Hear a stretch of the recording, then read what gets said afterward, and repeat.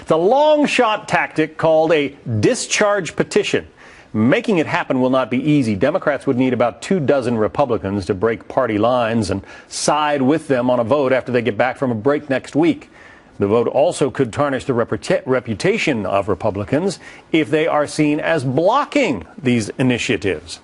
Joining us now, Tom Bevan, executive editor of Real Clear Politics. So, Tom, what's the idea here? Force Republicans to take some of these votes and get them on the record? Yeah, absolutely. I mean, Democrats, when you're in the minority in the House, you're in a tough position. And it's an election year. They've been facing a lot of bad news with Obamacare and the like. And so they're trying to play offense. They're trying to change the issue mix. They're trying to generate headlines that are favorable to them so they're not just always playing defense between now and November. Well, why not come up with some things that both sides agree on? I mean, why go after some of these hot button topics? Well, they're obviously trying to change the issue mix in their favor on issues that they feel they have the advantage over Republicans on. And the minimum wage is one where they think they have the upper hand. They want to put Republicans on records as saying they oppose the minimum wage. You know, Democrats are saying they've already rolled out this idea, you know, give the middle class a wage increase, a pay increase. And they want to make, Republicans explain to their constituents back home why they wouldn't want to do that. And so it's a pretty simple, it's pretty obvious, it's pretty transparent, and it's pretty clear it's not going to work. They're not going to get the votes, but they will be able to at least point to something and say, look, Republicans are against these two things. Yeah, they're not going to get the votes. I mean, as I said at the top, you'd need a couple of dozen Republicans to vote with them.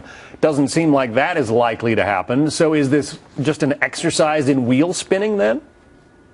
Well, I mean, it's gamesmanship, it's PR, it's what you do in an election year. There's a lot of maneuvering going on among Republicans and Democrats. And look, Republicans want to nationalize this election around the big issues, and they've got the upper hand right now because, as I said, Obamacare continues to not be the success story that Democrats need it to be at this point. You've got a president with job approval ratings in the low 40s.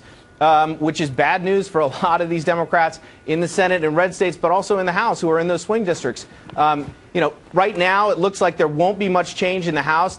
Democrats need 17 seats to win back the House. It looks like at most it'll be a couple seats either way.